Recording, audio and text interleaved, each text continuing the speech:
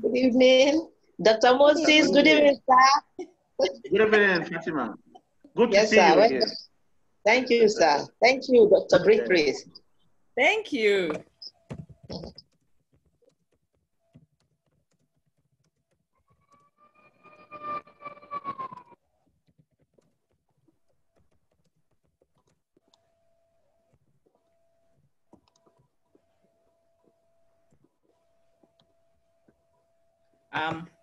So Jessica, is everyone admitted? We start?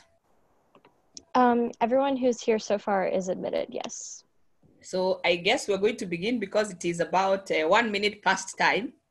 So good evening, everybody. Very nice to see you and welcome again for UTC 5. This is the second phase because we hit the halfway mark. So we are very excited and thank you for your consistency and punctuality. We appreciate. So today we are going to be introducing ourselves to UTC 5. But just before I do that, I'd like to make a comment. I don't know whether I should make it now because lots of people aren't here yet, but we're going to be a couple of expectations on UTC 5. We asked Dr. Kim to share with you the two tools that we are going to use. That is the ASI and the Assist. I believe she posted them in the LMS. Please ensure that you download them and possibly print a hard copy because beginning tomorrow, we're going to start with the Assist and we shall be filling it up together. We shall assume we have a client and as we walk through the slides, we are going to be filling in that tool with our client. And therefore, you need a hard copy of the Assist from tomorrow and probably the next day, the ASI. I am glad to announce that we were able to get one volunteer from amongst us who's going to be acting as our sample client. Thank you very much, George, for accepting our kind request. We appreciate. The other thing is Kim said that some of us have not done the pre-test and therefore cannot access the materials. Please let us know whether you're having difficulties.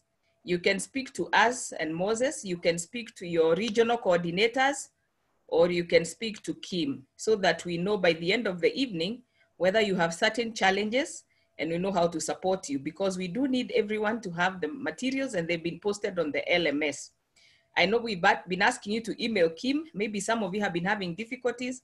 So you're free to email Moses and I.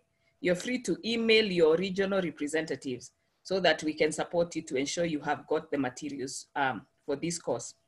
So having said that, I wish now to share my screen and we begin UTC 5, module 1. And just like you remember previously, it's the same pattern of these modules. They are written the same way. So the first pages, the first slides are the usual stuff about the global problem, the courses in the curriculum. So we have skipped that and gone straight to course 5. Please remember to always, when you teach your classes, to always emphasize the global problem so that they are always in perspective of where we are. Now, course 5 is called, it's got a long name. It has got intake, screening, assessment, treatment planning, and documentation for addiction professionals. It is a skill-based course. That's why we are saying that we're going to be practicing a lot of things. It seeks to make you do your work in an effective way, to do integrated screening, assessment, and treatment planning. And it also highlights the importance of documentation. The objectives of this course are many. They include the following. We hope you'll be able to describe the process of intake and screening by the end of this course. We hope you'll be able to describe the goal of screening and brief intervention. We hope you'll be able to demonstrate ability to screen clients using the tool that is called Assist. It is one of the many screening tools. I know you know many like Audit and the rest. And this one has been guaranteed with a lot of evidence as an evidence-based tool that's very useful and very comprehensive. Then you should be able to describe the process of assessment and list at least 4 domains of assessment and also explain the importance of building rapport during the initial assessment. In addition, you should be able to demonstrate, and this is a practical thing, beginning ability to use the ASI as part of assessing clients, So there are many tools of assessment. The one that is recommended in this course is the Addiction Severity Index. And you should then be able to list 5 elements of a self-directed goal, because we're going to be working with goals in clients' treatment planning, and then list at least 6 elements of a narrative summary. We're going to talk about that today.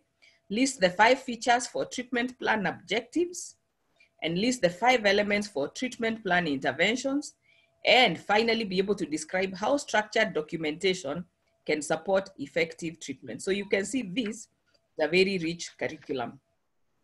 Now, please take 1 minute to write 2 expectations on the chat. Please type in 2 expectations you have for this course, having understood what it's about. Please feel free to type in the chat and we shall read some, and you can always put the rest in your journal.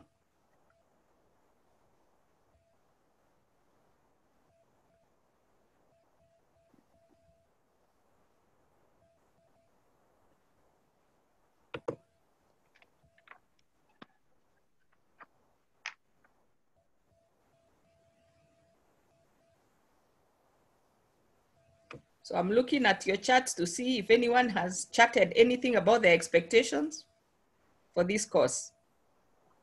Yes, I see one person says to know how to use the tools for screening and assessment. Very good. To be able to understand and carry out structured assessment. Very good.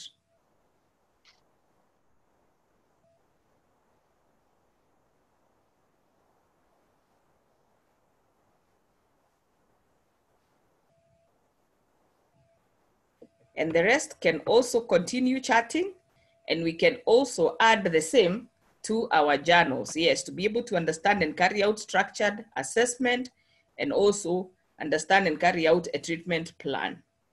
To utilize assessment tools in practice. Very good. And so keep writing them in your journal, understand the ASI, use the different tools and how they may differ with what I already know. Thank you very much. So thank you for your expectations. We hope to be able to meet them. Please keep journaling that so that we see whether we have met them at the end of the course. Now, next, we want to introduce an interesting exercise here. I want you to look at this slide and just tell us what it is that you see. What do you see? Please type in your chat what you see. You know what, sometimes our cultures affect our perceptions and what we see. So what do you see here? Yes, you can actually type in the chat. You don't have to censure what you're saying. Yes, just throw in the chat what you see. Someone says a matrix. Another one says labyrinth. Yes, another one. A maze. An artwork. Another one again says labyrinth. Any other complex labyrinth, work of art, a medal? Interesting. It's nice to see how we all see many different things. Thank you very much. And I think what all of us have said is right. One of the things about this picture is that it actually has a labyrinth. It's a labyrinth. A labyrinth is a complex work, a sort of a maze. So those who said maze were also thinking in the same direction, but it's a complex pattern, irregular network of passages and paths, which is difficult to find one's way. So if you were to try and find your way from the middle of this labyrinth outwards, you might actually get lost many times before you even get to the exit, if you ever will do that. And this activity or this picture seeks to demonstrate to us how our clients' lives are complex. There are so many things happening in the client's life, our SUD client's life, that it is as complicated as this image. Finding and reaching each of these pieces of information that's in the client to help us understand the client and therefore plan their treatment is a complex process. That's what this picture tells us. And therefore, you will even discover, even when you have done your screening and assessment and thought you know sufficiently enough about the client, more and more things keep coming up. And that's why we keep saying assessment must be a continuous process.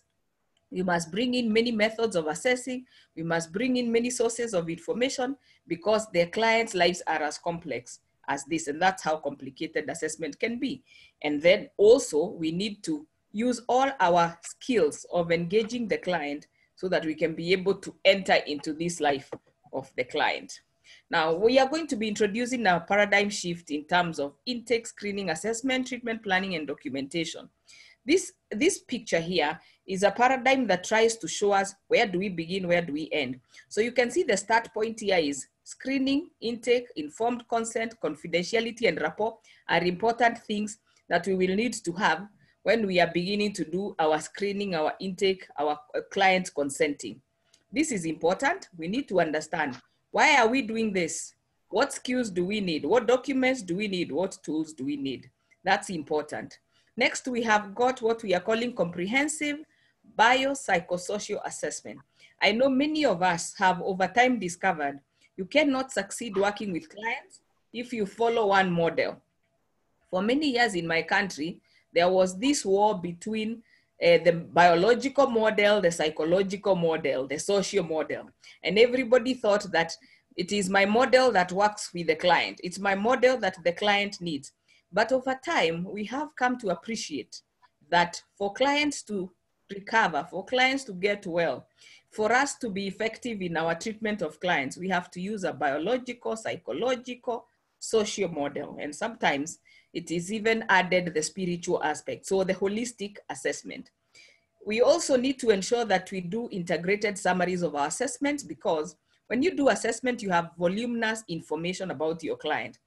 You may not be able to make use of it until you summarize in an integrated way. So again, you need to know why the assessment, what skills you need, what documentation, what tools. And the final part in this road to recovery is the treatment planning. In the treatment planning, we need to be able to, remember, assessment helps us identify the client's needs. So in treatment planning, we now prioritize those needs. We set the goals and objectives for each of those needs. We also come up with a time frame so that we can be able to work with clients and be able to evaluate after some time whether we have achieved those goals and objectives. So again, for each of these activities, please remember to understand the why, the skills, the documentation, and the tools. Now, next we are going to be looking at the essential forms for documentation that you will require when working with clients. And we shall be glad to hear from you. Which ones are you already using? Which ones might you not be using and you would like to start using? So we have got the intake form. We have got the screening form. We have the assessment form. We have the narrative summary form. We have the treatment planning, which must be a person-centered form. We have the progress note, sometimes called SOAP, and we shall be seeing what SOAP refers to. We have got what is called continuing care stroke discharge summary, and we have what's called the waiver stroke informed consent release forms. So we are going to look at each of these documents, and I will be sharing a different, away from the slides, because the slides might be a bit small for most of us. So I'll quickly shift from here and go to share another document, which is basically from the trainer's manual, so that you can be able to see better if your eyesight is like mine, that does not love small things. So this is an example of an intake form. Now, before I show you this form, maybe someone can tell us, what do you think is an intake form? And what is a screening form? And what is an assessment form? So any examples, anybody wants to share? What's an intake form? What's a screening form? Yes, anybody, please raise your hand. Yes. Yes, Fatima? Yes. Intake form is the form that you fill when the clients just arrive into your center. It contains all the biodata of the client, his name, his age, his parents, everything about his biodata is contained in the intake forms. Then the assessment form, sorry, the screening form, I don't use the assessment. Let me talk about screening. The screening forms now talk about the result of the screening that is carried out. You know, you want to know how many times this person is using the drug and all that, how many times within a month or within the last 3 months and so on. So, and you score the person and put it into the assessment, I think. But for the screening, I don't use for now. So thank you. This is going to Thank be you, good. Fatima. Thank you. Well done. And you have said it all. And so now we will go down to start looking at what these forms are. So this is a sample. It can be modified. You may be using yours. The idea is look at it, see whether there is something new that you want to add to what you already use. If you're not using, see if you want to begin using it and the benefits it gives you. So you can see an intake form, like Fatma has said, gives the basic information around the client, biodata. You can see a lot of it is biodata, the name, the date of birth, status of marriage, home address, and so on and so forth, level of education, employment, insurance, the spouse, parents if they are there, a bit on the presenting problem, but you can see the presenting problem is given in just very quick, short summary. For example, the physical presenting problem, psychological, medical, legal, social, and then a quick statement about your impression about the client. So it's very brief, done as the first contact when you meet your client. And then of course, the person who does the intake puts in a signature. A quick question for you. Who does intake in your program? Who does intake in your program? Yes. Anybody wants to share with us who does intake in your program? Do you do intake? In my program, we have counselors. So when a client comes in and the client is assigned to a counselor, the counselor is the one that takes the biodata, is the person who have the contact with the client from the beginning to the end. Thank you. And another person here has also chatted and said a nurse, a junior resident psychiatrist, a nurse. So those are all examples of people that can do intake. The important thing is it's the first contact with the client. It's important you give someone that gives the correct impression about your program, who has the relevant skills that the client needs. Remember, the client is walking into your center for the first time. The person they meet is very important in determining their motivation for continuing. So next we have got the screening form. We're not going to talk about this because we're going to spend a lot of time talking about the assist. We have said that the screening tools are many, and it is not only assist, but we're going to use assist. And I know many people use others, including the famous audit, very famous, and others. So that one we shall look at. The other one is the assessment form tool. Remember, again, we are going to use the addiction severity index. So we shall practice with it. So we don't have to spend much time talking about this one. The next one is the narrative summary. What is a narrative summary? Does anybody know what a narrative summary is? Yes, you can chat, you can raise your hand, whichever is convenient for you. What's a narrative summary? Even if you don't know, you can guess from the name. And we said making mistakes is part of learning, okay? Yes, so you can guess. You can make an intelligent guess, they say. Dr. Oko, do you want to say something? Yes, please unmute yourself. It's a summary of the interaction, the person who fill the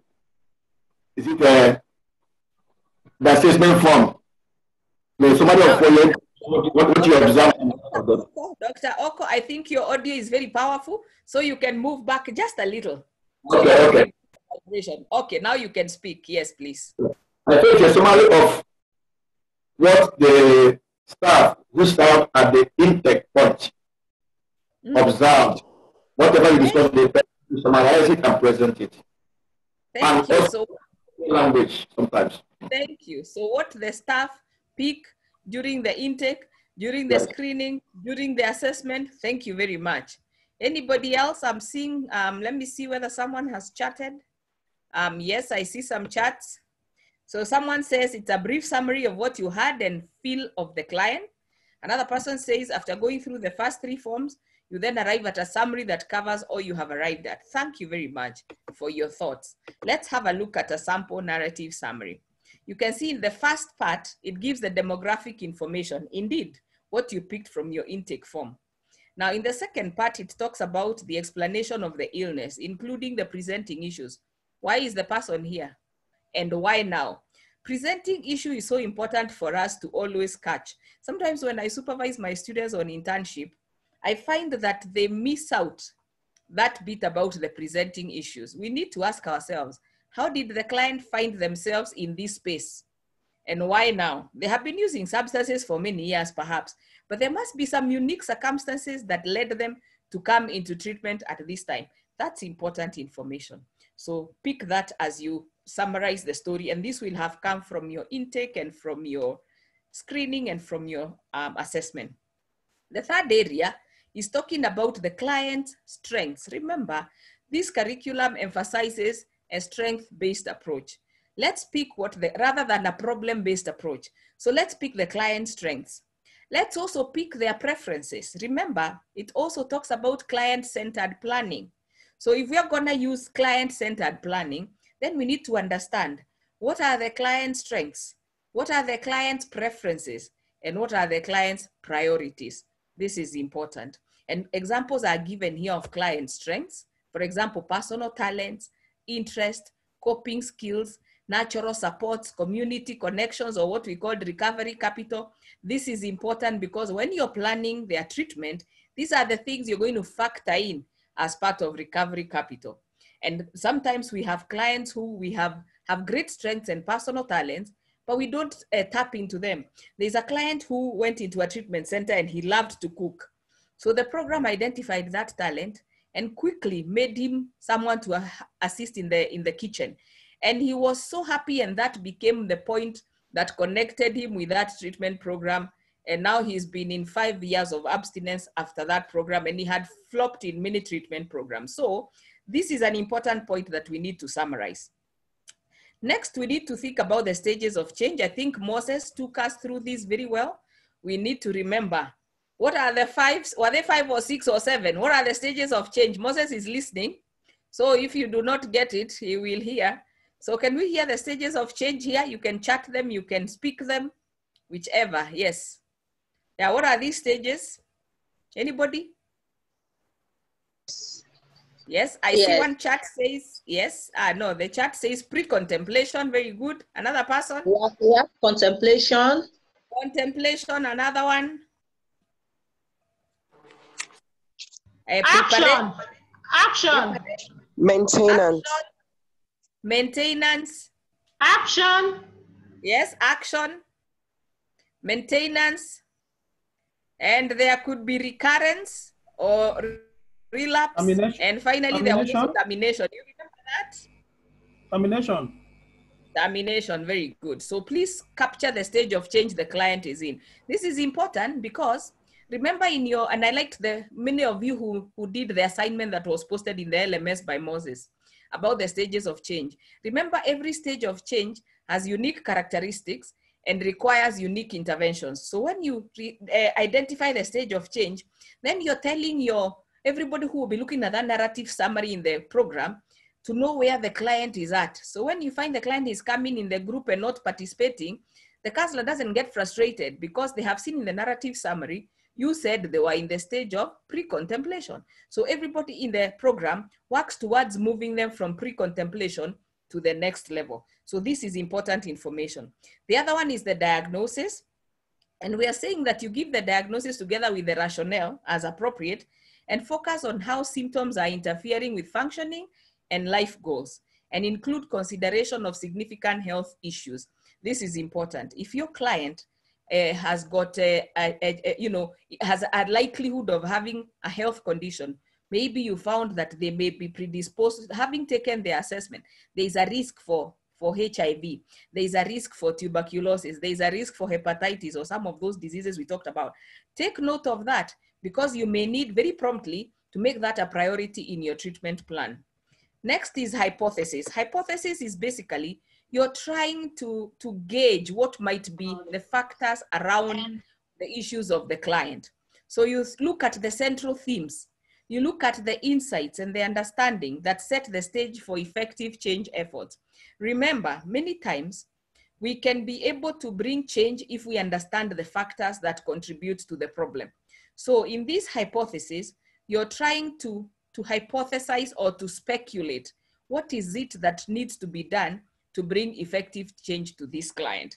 So they are usually hypotheses because they are yet to be tested, they are yet to be proven, but they give you an indication of the direction you need to take.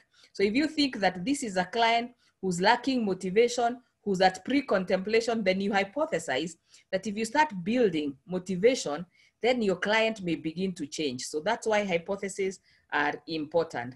So that is a narrative summary, very precise, tries to sieve all that information you got from your client into something that can quickly give direction to the treatment providers.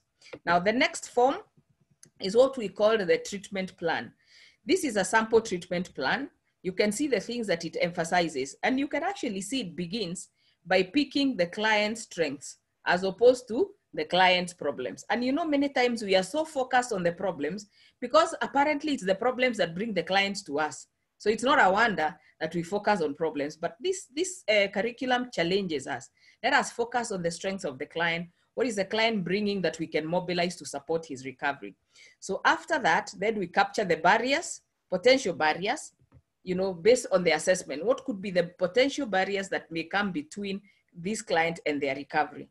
And then from there, having picked all their needs, we begin to pick what are some of their goals. So if you picked a certain need, now you need to think for that need, what is the goal? If, for example, one of the needs that came out of the assessment is that the client was very worried about a legal case they have that is pending and could get them into jail, or maybe they need to make a court appearance and now they've come for treatment, or maybe they are employing the employment section of the assessment. You discover your client has a problem. They've not been going to work for the last couple of weeks. Now they are worried they're coming into your 3-month program. They could get fired. That's an urgent need they have. So for each of these needs, identify a goal. Usually goals are long-term, objectives are short-term. It is the several objectives that lead to achievement of a long-term goal. So you need for each of the needs to identify a goal, and for each of the goals to identify the various objectives. And then for each objective, you need to list the interventions that are needed. Let's assume one of the problems that we identified with our client is that they are at a high risk of having a blood-borne disease like HIV.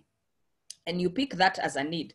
So you can actually say one of your goals is to have the client checked for HIV/AIDS status and possibly put on a management if they are positive. So some of the objectives could include ensure that you link the client to I don't know what kind of service in your country, but in my country we talk about comprehensive care units where they get tested and they are put on a series of interventions. Then for that objective, what is the intervention? Probably linking up to the healthcare provider, booking them an appointment, accompanying them to. So all these are specific interventions and steps towards meeting that objective, which will eventually help us reach the goal of enhancing the client's health, physical health. And we can do that for all the goals, and we're going to be doing that. Then the time frame for each goal is very important. Then you go to the second goal and you do the same all the way to the very many goals that you have identified for your client. And for all of them, there's always a time frame for purposes of monitoring and evaluating the accomplishment. And then you have a treatment agreement where the client agrees to the goals established and signs, and the counselor also signs. Finally, the other form is the SOAP progress note. Actually, we have 2 more. So the SOAP progress note is where you summarize your impressions of the client. It has got what is called the subjective summary. That is what S stands for, where the client, you quote what the client says. So if the client says, I have this problem, I feel this, you pick that, it is subjective. O stands for objective. That is the data you yourself obtain from your objective methods. It may match the client's subjective statement, or it may be slightly different, or it may add to it. So that is what O stands for. A stands for assessment of the situation, the session, and the client. So quickly write that. And then of course, P is the plan for the future clinical work. And it should reflect the interventions that you have specified in the treatment plan, including homework and assignments. So we write SOAP notes at the end of every session with our client so that we can be able to evaluate what it is that we are doing with our clients. And then we have got what is called the sample discharge summary and continuing care plan. This is the form we write when we are discharging the client and putting together what is the continuing care. And you can actually see they must be related to the objectives. And finally, we have got the sample form for written release of information. This one is to give us permission. The client gives us permission to release any information that we may need to share with another person for purposes of supporting them, so that you're not breaching confidentiality. This is an important form. For some countries, it will actually save you going to a jail if you don't use it or if you use it. So it's an important practice for many of our countries where litigation is not very serious as yet. We get away with it, but because we want to be ethical, we need to learn about this form and be able to use it. So that's basically what those forms are about. And so I will stop sharing and end my presentation there. And I'm going to ask Moses to take it up with curriculum, with module 2. So Moses, please take it up.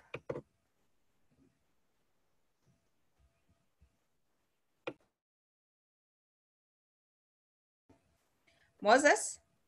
Yeah, thank you, Beatrice, for that very elaborate introduction to course 5. But I'm going to continue with module 2, which is welcoming environments, treatment, engagement, and retention. The goals of this course are as follows: to provide information on approaches that will make treatment environments more welcoming, positive, and supportive, and to provide participants with an opportunity to reflect on what the client may experience as they enter treatment, and also to provide participants with an opportunity to review and identify promising practices to help their programs become more welcoming, improve engagement with clients, and increase retention rates. So what are the learning objectives of module 2? By the end of this module, it's expected that we'll be able to list at least 8 strategies that contribute to engaging clients as they enter treatment. You must be able to engage them and then understand and explain how clients currently experience your treatment environment. There might be different experiences coming from different backgrounds, but how do they actually experience your environment? And then identify promising practices that may be practically implemented in your program. You might find that your program might be deficient in one or the other, but having gone through this course, you will be able to improve on your program. And the factors to increase client engagement and retention. Accessible treatment. Try to make the treatment accessible to clients, because sometimes it may be the location, sometimes it may be the cost, and so many other things, or even the stigma or the attitude of staff. Make it accessible to treatment. And then culturally sensitive to environment. You must practice in your own cultural context. You must be sensitive to the cultural sentiments in your own environment so that you'll be able to meet the needs of your client. Multi-professional team approach. Yes, if you are in a treatment setting, you are likely to have more professional, but if it's just an outpatient thing you're running, counseling thing, you may not have many professionals working with you. But like in our own program, we have a lot of professionals. We have psychiatrists, we have physicians, we have psychologists, we have social workers, we have nurses, we have physical health therapists, we have occupational therapists, we have a chaplain, and so on and so forth. So, and then mutual respect among staff, very, very important, so that there'll be no room for unhealthy rivalry, and you work together to achieve the same goal. And then same day admission or short waiting list. If a client comes and desires admission, if he should be able to get it on that day, but if not, the waiting list or the waiting time should not be prolonged, because it can discourage some of them. And particularly in my own environment, it's not easy for them to come into treatment because of the stigma and the way they are stereotyped. So when they make effort to come, you have to help them, to get treatment as soon as they possibly can. And their responsiveness to multiple needs of clients. Yes, our clients have multiple needs. We must be responsive to those needs and also provide gender-sensitive services.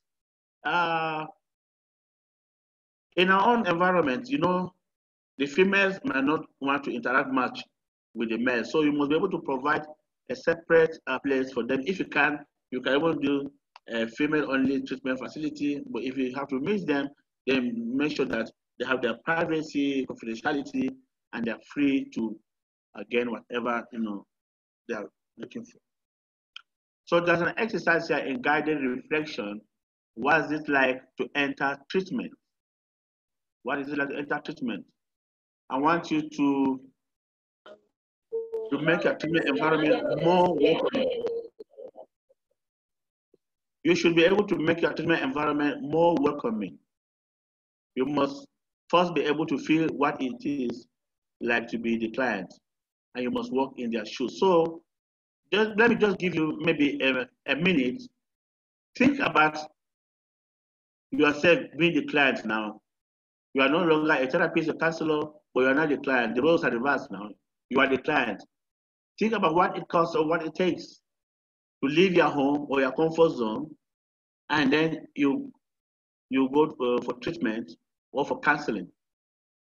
Look at the time it takes and maybe the attitude of the staff, the distance, and what it's going to cost you, in terms of money, time, and also think about the waiting time to be able to see any therapist at all or any staff in the center, and then what it takes, to do intake, and if you have to do intake and then proceed to maybe a more serious assessment, maybe by a psychiatrist or a psychologist or a social worker. How long does it take?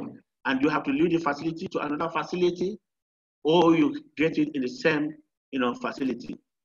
And when you do that, look at what it takes again. Maybe you may need detoxification. So if you put yourself now in the client's shoes and try to walk in them, then you will now know what they actually pass through when they come to the treatment facility. Also, the attitude of the staff. Some of them may be welcoming and some of them may be terrible. So think about that, and then you will know what it costs, or what it takes to be a patient. When you do that, you're able to empathize with the client. But if you don't have this at the back of your mind, you would not actually know what these people pass through. Because as they come, what do you do to even engage them in treatment? What's your attitude towards them? What is the first thing you say to them? How do you welcome them? Is the place even comfortable? Is it even conducive? Or is the places or the treatment facilities even touching to them? So these are things that you have to consider. And when you do that, you will know what it costs or what it takes to engage in the treatment, and also whether it's something that is desirable or not, and you'll be able to make amends and improve on your own setting so that it will be easier for clients to actually engage and to be retained even in treatment. So it takes a lot. Let's move on. We'll get to a resource page where you can see all these things, listed there, where you have promising practices, increasing treatment initiatives, engagement, and even retention. You'll find that in your resource page, but I'm going to post it as an assignment for you on your LMS so that you can sit down, and think about it and see whether your treatment setting is a standard one or it leaves much to be desired, and what you can do to improve on your own treatment setting. So let's continue. So if you do that, you will now experience what it means to be a client. That's what it's saying. Then in the assignment, in resource page 2.1, you will see there are many things that are listed. I'll post that for you as a time because there are up to almost 20 points that are listed. So you look at that, and then post it on the assignment column. You circle the practices that are being implemented in your own environment. Be sincere, and let's see how much you score, because all of us had to do it, and then we went back to our treatment settings to be able to improve on our practices, and then you reflect on the changes that you would like to implement. Certainly, when you look at it, you discover that there are areas that you need to improve on. So let's continue.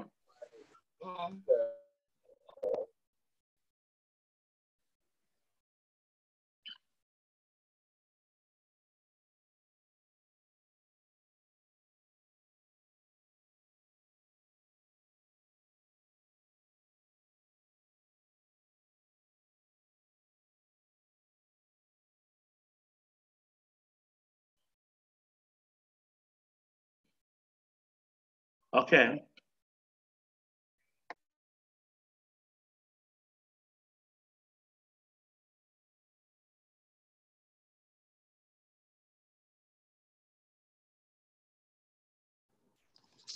Moses, I believe you've muted yourself. So we're going to module 3. Thank you, Jessica. We're going to module 3, which deals with intake, screening, and brief intervention. Beatrice has given us some introduction to what is involved, but now let's take them one by one and see what it takes. Okay. What are the learning objectives of module 3? Describe the nature and process of intake, and then describe the nature and process of screening.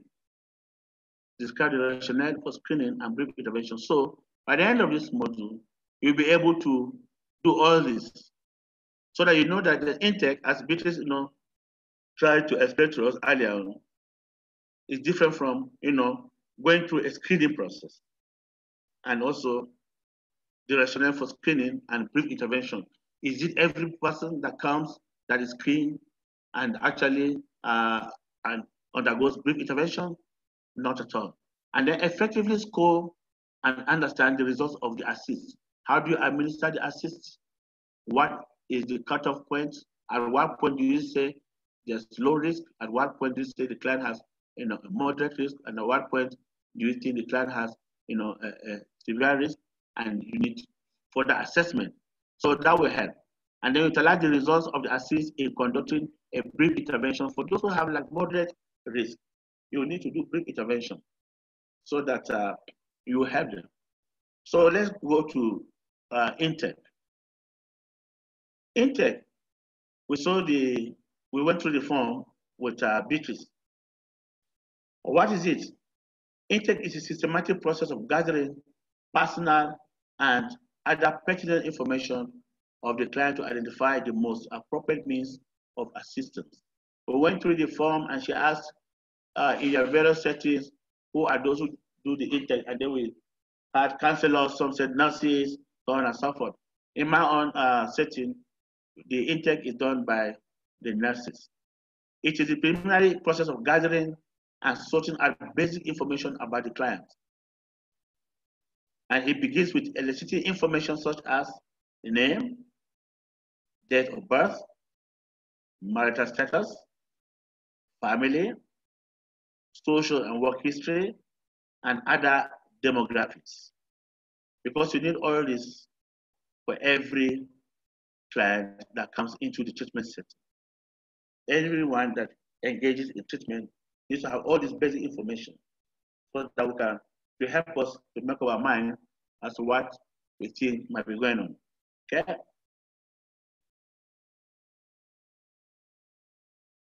And it should be limited to 1 hour. The intake should not be too long, because if you spend too much time with the client, sometimes they get discouraged, and they get bored. But it should be limited to 1 hour, and they pay attention to the client and concentrate on the client. Don't be distracted unnecessarily.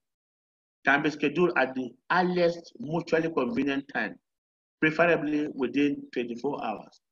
What we do in our setting, we ensure that as the client comes in the intake, we start immediately because we have nurses at any time T who are ready to take in the client and to do this and fill this intake form. But for ours, we even modified it. We modified the form. We added things like the height, the weight, and we quickly do things like even the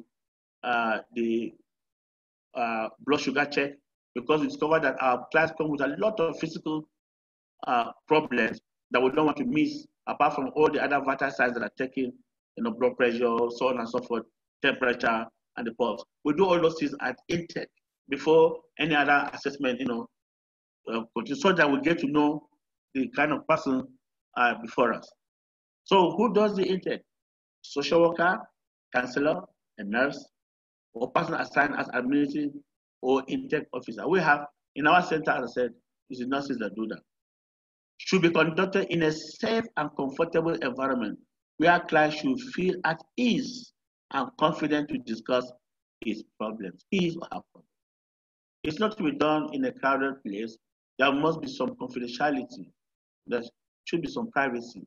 Let them be able to open up and give all the information and do not feel threatened or discouraged, right from intake, because that can discourage some of them from engaging in the treatment or the intake process.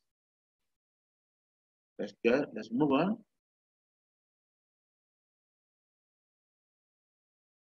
Screening. Screening is a brief procedure used to determine the probability of the presence of a problem, substantiate that there is a reason for concern, or identify the need for further evaluation. Is there a problem? What is the problem? And is this something that we should be concerned, or there's no problem at all? So, and it's during the screening process, for instance, if you use the assist, as we get to know later on in the course, is when you use the assist, they will know those who have, mild or no risk at all, and those who have moderate risk, and those who have severe risk. If the risk is mild, you don't need to intervene, but if it's moderate risk, then you may need to do brief intervention. But if it's severe, then you need further assessment. So the screening helps also sort out this at that level. And then determine the presence or absence of a problem. It is not a clinical diagnosis. Neither does it enable one to make a clinical diagnosis, because there's no sufficient information for one to make a clinical diagnosis. For you to make a clinical diagnosis, you need so much information, and the screening will not do that for you. Screening results will determine if the individual is likely to benefit from a referral for a comprehensive assessment. For instance, you screen with the assist. If you think there's need for further assessment, then you take them to the addiction severity index, which is the ASI. And the more assessment is warranted or not at this time. The screening will be repeated at a later time, yes. You can do it, also repeat again to see whether the risk remains the same or is changed. Also, during screening is a time that provides opportunity for education and or early intervention. You can use that time to educate the client about their needs, about substance use, or whether the substance are maybe co-occurring disorders, whatever it is. So you can educate them, and if there's need, you can intervene early. Allow provider to risk for interactions with medications or other aspects of treatment. Yes, when you screen, you get to know where there's risk for interaction with medications, because some of them will be taking all kinds of substances that might even interact with some of the medicines that you may prescribe or other aspects of treatment. And some of them may be using substances that are not good combination. For instance, you can have patients that are actually using opioids, and also, they're also using benzodiazepines or alcohol, and they can potentiate each other, and it can be very risky. offers opportunity to engage clients further. At the screening stage, you can go further to engage in proper assessment or a more detailed assessment, and has proven beneficial in reducing high-risk activities for people who are not dependent. Yes, if you screen and do a brief intervention, or you give education, whatever it is, it helps people from progressing from, just substance disorder to a more severe, state of addiction. So it has actually helped. These are results that one can get. Screening results. When you screen, what do? You look for whether you score and see whether there is no or low risk, and whether there's moderate risk or severe risk. That's what is screening. For instance, if you use the assist, that's what you get at this stage. Once you screen, you'll be able to get a score declared as having no or low risk, moderate risk, or severe risk, or possible SUD. Then you move on. If the risk is low, you can just educate and give information to the client. That will suffice. But if it's moderate risk, then the client will require brief intervention. They have cut-off points. When we do the assist later on, you will see at what point you score. And then if it's severe risk or possible SUD, then the client will require further assessment and referral to treatment. So that's what screening does. So what are the tips you need for screening? First of all, to optimize the accuracy and reliability of information, one must, use a non-judgmental, non-confrontational, and respectful approach. The staff must be trained to be non-judgmental. They shouldn't bring their biases, their sentiments into this relationship with the client. So they must not judge the client, because you need to encourage them, motivate them, to continue and go through this process. It must be non-confrontational, because sometimes they may want to argue, they're apprehensive, they have their own defenses, whatever. This is not the time to actually confront them. But you just support them and motivate them, to go through the process. And you must respect them. You must give them their due respect. Don't look down on them because they are using substances or they come with other co-occurring disorders. That can discourage them, and they will make them feel, of course, I said it, I'm good for nothing. That's the way they see me. Look at the way they're treating me, no respect for me. Do not use stigmatizing language, not at all. At that stage, you can discourage the client from seeking to engage in treatment. And include screening questions in the larger assessment of health practices. Yeah, there are other health practices that you have to look for.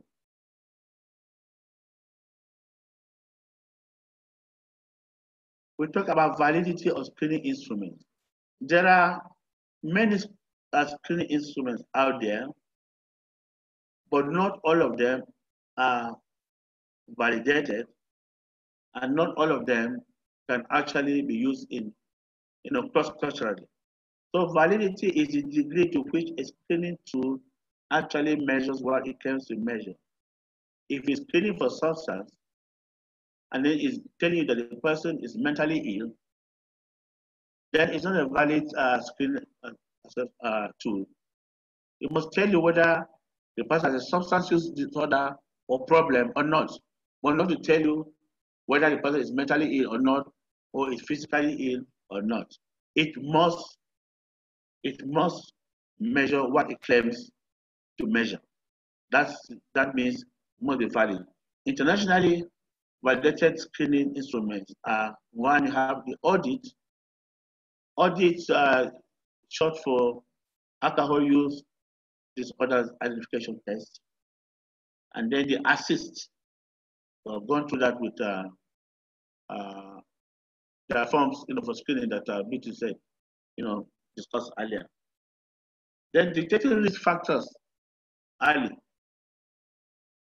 Screening can be a significant step to effective treatment. Because if you screen well and you're able to engage the client well and motivate the client well, then you'll be able to move him from that, into a proper treatment. So the counselor is often the first point of contact. And you need to behave well. You need to show concern for the client. You need to even affirm them for coming and motivate them so that they will be happy engaging the treatment process. Early identification and intervention lead to better outcomes. The goal is to get them to identify the problem early enough before it becomes chronic, and you intervene as early, as you possibly can, so that you can have better outcomes. But if it becomes chronic, then it may become a lifelong problem. If somebody is just using a substance, but is not yet addicted to the substance, if you intervene early, you save the person from becoming, addicted, which will require a lifelong, a journey to recovery. And clients are often referred to HCD counselors by healthcare workers. By the time they are referred by healthcare workers, you know that the healthcare worker would have suspected some problem or would have screened in their own way and detected some problem before the client is sent to you. So you should be able to help them to engage in the treatment and then to progress. Now we'll talk about assist. What is it? A self-report measure developed by the World Health Organization, that by WHO. And a brief screening questionnaire developed for primary care first point of contact. It's something that you can use in outpatient clinics, you can use them in primary healthcare centers, you must also use them in specialist treatment centers, but you can screen anywhere you find yourself. You can use the assist, and it's a quick instrument to use and helps. Covers 8 sections on alcohol, tobacco, and illicit substances, including injection substance use. So it covers most of the substances that you want to know about. Elicits information on hazardous, harmful, or dependent use. So it is because of this that you'll be able to know whether the client doesn't have any harmful use, or he has just started experimenting with the drug, or you think it's already dependent, then you send for further assessment. Done by interview only. You interview the client and study cross-culturally in 8 countries. So it's something that is used in wider cultural context. And we use it in my own, in our own treatment facility. In general, assist provides information about substances used in the client's lifetime. Yes, what have you used in your lifetime in the past 3 months or the last 1 month? So it provides information. Substances used in the previous 3 months. Problems related to substance use. Risk of current or future harm, dependence, and injecting substance use. So the assist helps you in all this. What about the administration of the assist? The assist questionnaire comes with a response card which gives a list of drugs covered by the questionnaire and a list of responses for each question. When we come to administer the assist letter, you will get to know what it is, how it's administered, and the substances it covers. It describes the purpose of the screening. Many substances and medications can affect your health. I need to have accurate information about your use of various substances to provide you with the best possible care. Yes, use screen. When you finish screening, use score. and then you're able to give a feedback to the client about his substance use. It emphasizes the time frame. The following questions ask about your experience of using alcohol, tobacco products, and other substances in the past 3 months and across your lifetime.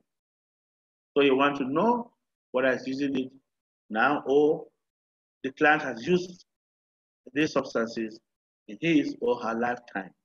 So the time frame is very important so that we don't just dwell in the past and don't forget about current use. And if you are using the past as stopped and then started using within the last 2 months, they will know that the client is likely to continue to use. So it gives us information to know, what we're doing. And clarify the substances you will record. Some of the substances listed might be prescribed by a doctor. So it gives that clarification. And truly, a lot of patients might become addicted because of prescription drugs. For this interview, we will not record them. However, if you have taken such medications for reasons other than those prescribed for, or taking them more frequently or at higher doses that are prescribed, please let me know. So you see, it's clarifying. Yes, you can use pentazocine if you have pain, but if you use it within the duration which is prescribed and you stop, then you have no problem. Or it may be maybe tramadol, or it may be even be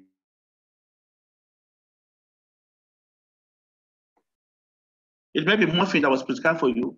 If you use it within that period and don't go beyond that, then you have no problem. If it's tramadol, you use it within that time, no problem. It may be a benzodiazepine for some anxiety problem or sleep disturbance, and you use that within the period that the doctor, and then with the right dose, no problem. But if you go beyond that, then it becomes a problem, and that's where it seeks to clarify all this, so that the patients are not confused. And emphasize confidentiality. Although we are also interested in knowing about your use of various illicit substances, please be assured that such information will be treated as strictly confidential. And that's why it's important that even when you are doing intake and you're screening, you must be a comfortable place. Nobody must be eavesdropping where you are doing the assessment. There shouldn't be people interrupting the process. But the client should know that it is safe in your hands and know that whatever information you are gathering is confidential. It's not something that we share with every other person. And then the records are properly kept so that not everyone will just come and have access to the information. When you do that, and then you earn their trust, they can now open up and give you the information you want, and then the relationship, begins to build. Administering the assist, the counselor, what's the role? Read the set instruction or script to the client. You read it, and then give a series of response cards to the client. Once you read it, the response card you give to the client, then he takes the one that he thinks is appropriate. Explains the list of substances and common terms used. Explains that questions cover the last 3 months. Explains that questions are about non-prescribed substances only.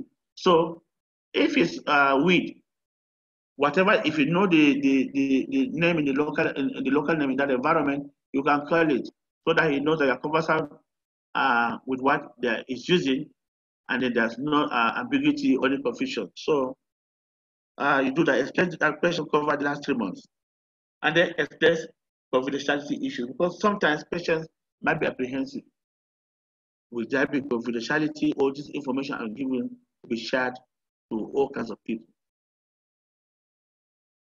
So this is sample of the response card.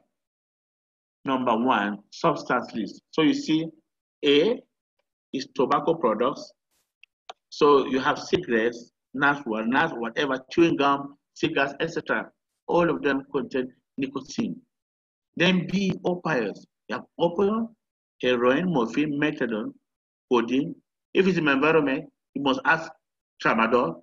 You must add pethidine. You must add pentazocine. because these are the ones that are commonly used.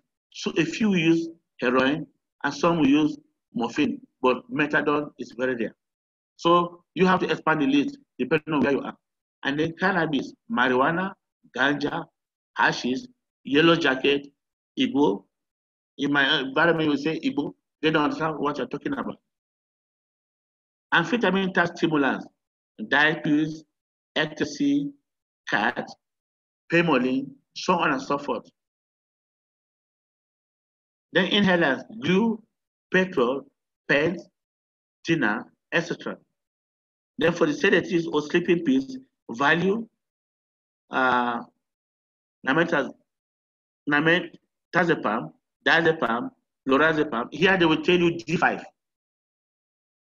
When they say D5, you know that they're talking of value. Or they will just say Rochi. They just call the company name.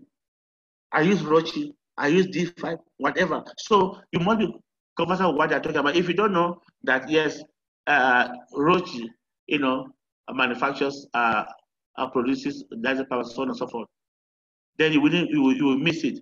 And some of them, you don't know that it's diazepam. They'll just say the D5. And when they go to the place where they purchase it, whether it's a chemist or pharmacy shop, they say it's D5 or give me Rochi. They have all kinds of names. Then under hallucinogens, LSD, acid, motion, PCP, ketamine, etc. In my environment, here you have most of them here use is ketamine. It's ketamine, and they usually inject the ketamine with pentazocine. That's what my clients use. And then cocaine, coke, crack, etc. Alcoholic beverages, beer, wine, spirits. In my own environment, you act it like goskolo or gogoro, whatever it is, so that they get to understand. If you say spirit, so let me know what is spirit. But they have the local spirit that is very strong. If you say I'm talking about goskolo, oh, they understand. Yes, I drink goskolo. So you have to know. And then others specify. There might be some newer substances that are used in the environment that you don't know, because people use all kinds of crazy things. So you capture them here, so that you know that you don't miss out anything. And the response card number 2, frequency of use. You give to the client and use for questions 2 to 5. That the first one is the list of substances. Then the response card number 2 is frequency of use, and then you give to the client. Never not used in the last 3 months. It's either once or twice or 1 or 2 times in the last 3 months, because I'm talking about frequency. And is it monthly, 1 to 3 times in 1 month, weekly, 1 to 4 times per week, daily or almost daily, 5 to 7 times per week? So you are being specific about this. So the client looks at it and then he points to the one or tells you the one, where he fits in, so that you can code it or record it properly.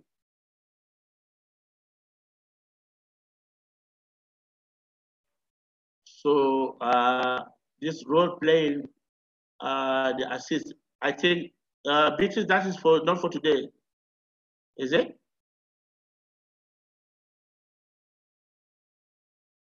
We have gone past that. I think that is for tomorrow.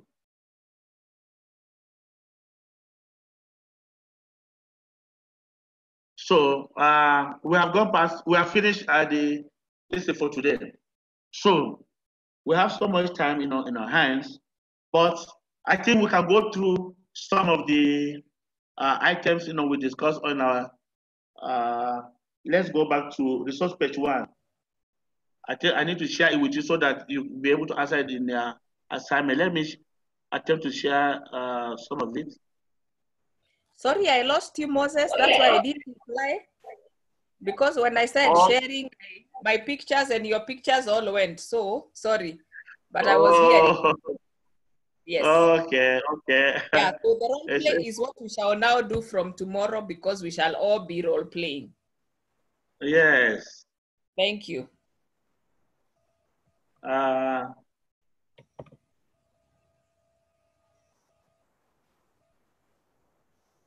Okay. So time to rest now.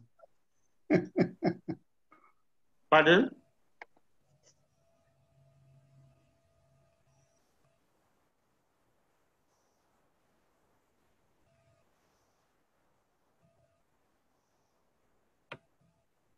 Okay, I don't know if you can you share the resource page bit? Did you have it there?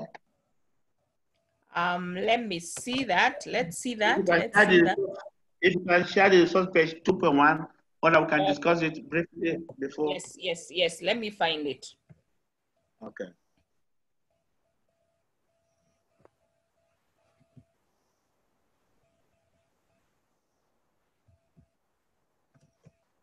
(2.1)? Yes. That one? Okay.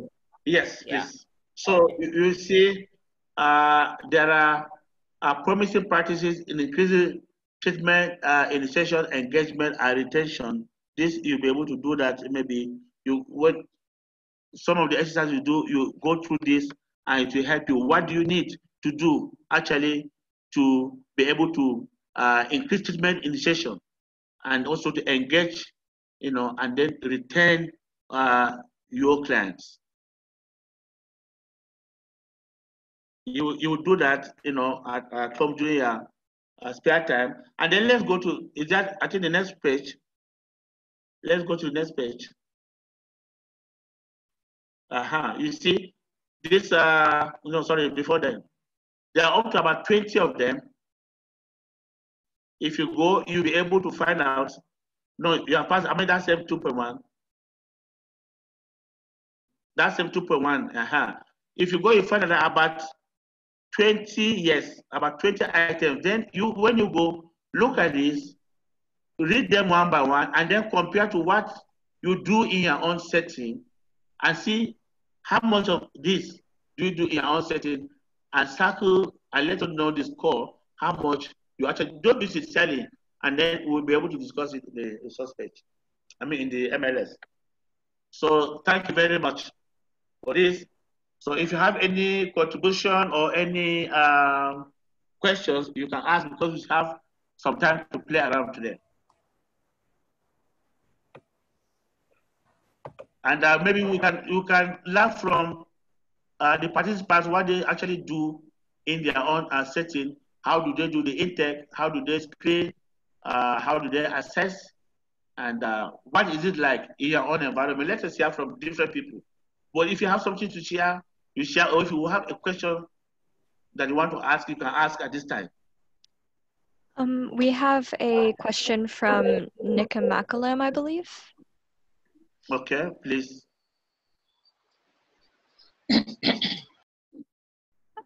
If you want to unmute yourself, Nika Makalam. Okay, yeah, okay. I've unmuted myself.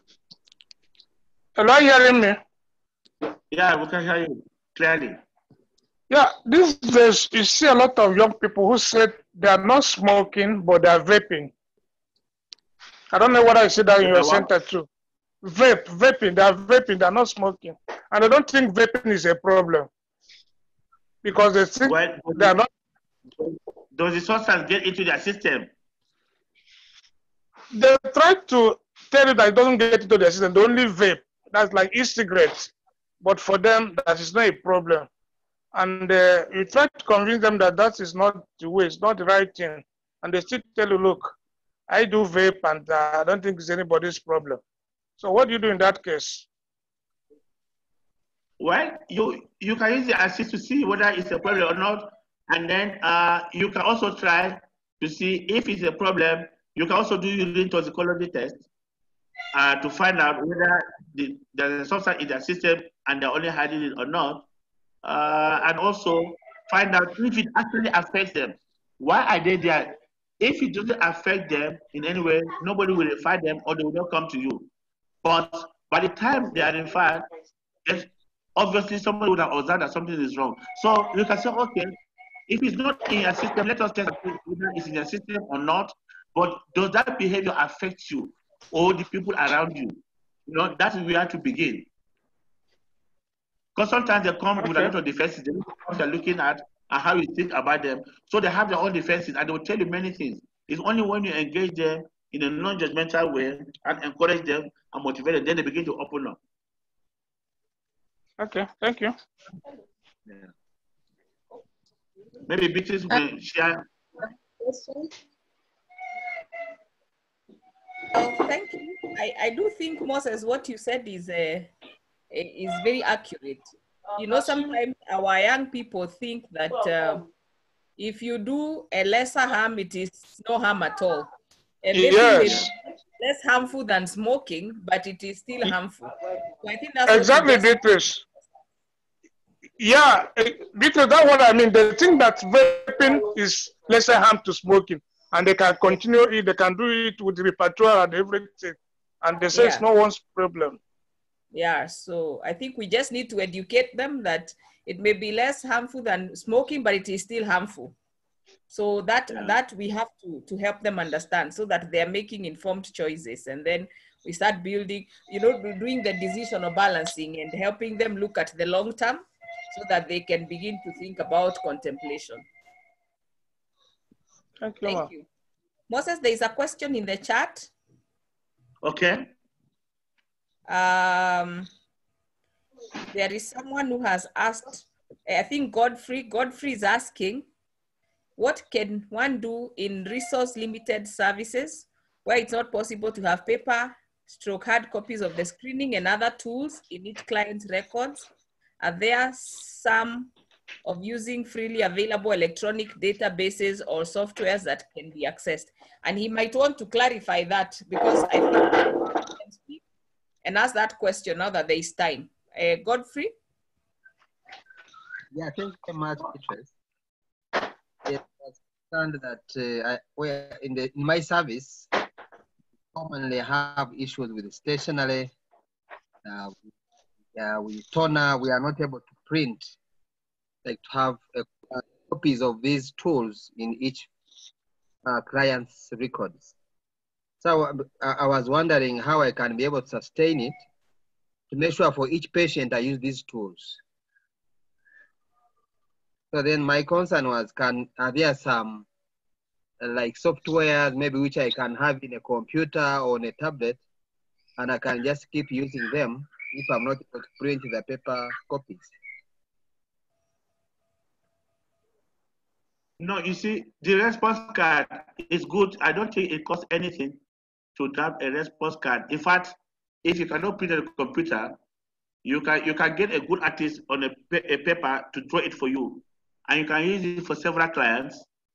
It's not that you must give every client a different one. If you use it after the session, you can collect it. And then when you are administering it, there's a process of administering it. Give the response card to the client and let it indicate. You can read your own from the computer, no problem. But the response card, it doesn't cost anything actually to do it. You can write it out very neatly. You can write it out very neatly. You can even type it on your this thing and print it, or you write it very neatly on a white sheet or on a cardboard and give them to respond. You have to improvise. You have to actually adapt everything to your setting, but ensure that the process of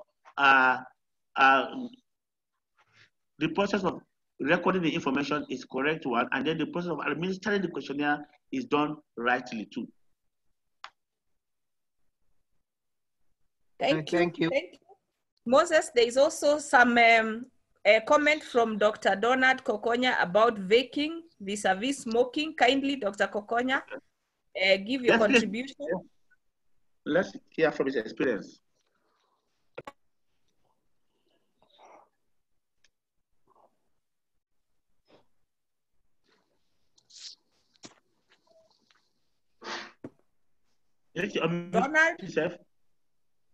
Donald, you have given Donald says that vaping has been found to be as dangerous as smoking, recommended for abandonment lately. WHO no longer recommends it.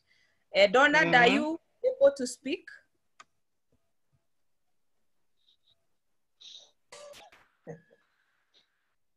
Donald? Yes, Beatrice. Please explain a little your contribution for members to get it.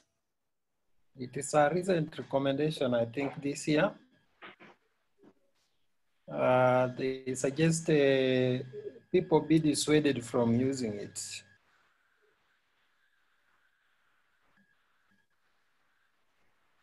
It may also have some addictive tendencies.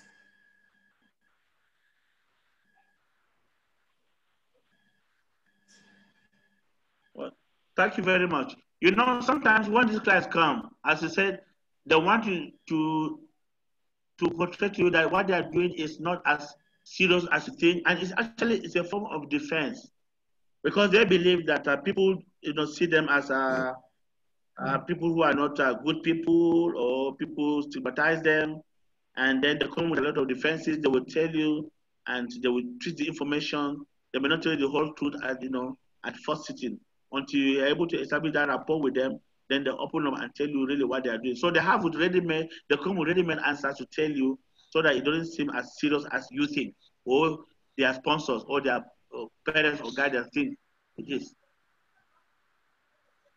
Thank you, But Moses. if there was no problem, there's another question. There's another question in the chat. Please, can you talk more on audit? Well, audit simply means alcohol use disorders identification test. Is you can use it in primary health care, and it deals mainly with alcohol use disorders. Whether the person is just using it, it has a disorder, or is even dependent on it. The different score will tell you whether about the severity of the alcohol use problem and how you can intervene. If it's a mild risk, or it's a moderate one, or it's a severe one, that you need a proper assessment and then maybe intervention, then it guides you, but specifically for alcohol. And you can use it in primary health care setting, just like you can use the assist. Thank you. Everyone can be trained to the audit. Thank you. So now I want to respond to a question that has been asked around assist. Someone is asking whether they can access assist materials because they have no experience of this apart from this training. How do I role play, or can there be any improvised tool? I think I need to explain what I explained at the beginning. Probably this participant had not come in. So I want to make that announcement on behalf of Kim. She noted that only about 11 people had done the pre-test for this course to be able to access the materials. And the materials she has put in the LMS includes the assist materials and the ASI, Addiction Severity Index. Therefore, for the participant who is asking for assist materials and anybody else who has not gone to the LMS to do the pre-test for UTC 5, please go and do that so that you can access all the materials you need. I explained at the beginning that for this course, you must have with you a copy of the assist and the ASI. And we shall be using the assist tomorrow, so you need it by tomorrow. It will be nice if you have a hard copy so that you can be writing or filling as we go on. I explained that we have gotten a volunteer client, George, who will be working with us as the client, and the rest of us will all be counselors. And as we train you, we will be working with George as the client, and we shall be interviewing George as our client, and all the counselors will be recording the responses from the client in your copy of your assist. And when we come to the ASI, we shall do the same. So that at the end of the class, we will all score, or at the end of the administration, we shall all do the score and be able to see whether we have arrived at the same score, because we will have interviewed the same client. So it is important tomorrow that you carry with you your assist tool, which you should be able to download from the LMS and possibly print. In case you're unable to download or to access it or to reach the LMS, Kim has recommended, I know we've been announcing that, email Kim. If you have difficulty emailing Kim, you can email Moses and myself, or Moses or myself, or you can also email your regional representative, who can then communicate to us and to Kim so that you're not locked out. The other announcement is that because we shall begin assist tomorrow, the first session, you need to be punctual, because if you are late and find we have started, then you will find that you will not be able to have the score of your client, because then you will find the client has already been interviewed on some of the items. So you need to be punctual tomorrow. We shall start at 1:30 on the dot, depending on your time zone. For me, it is 7:30. I think for others, 6:30. For others, it probably is 5:30. So let's keep time so that we all start using the assist together. Otherwise, if you're late, you will find you may not be able to do the earlier items. And so when we are talking about arriving at a similar score for our client, you will probably not be able to do that. So I really, really implore upon us to be on time. I don't know whether there is another. Yes, I have also seen another question. Someone would like to be assisted more with examples of amplified reflections.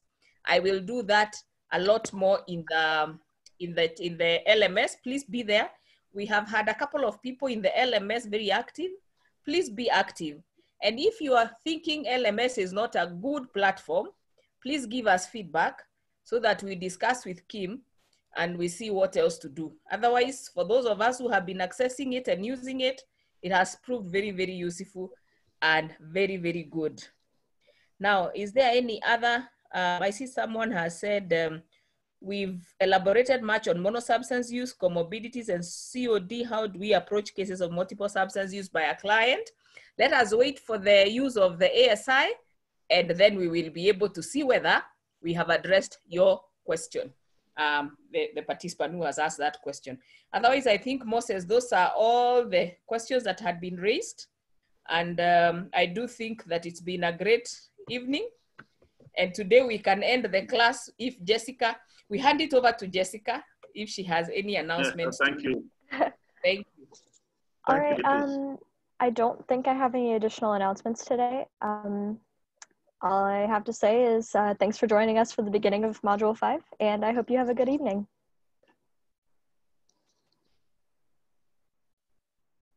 Thank you and bye-bye. Bye, everyone. Thank you. Bye-bye. Bye-bye. Thank you.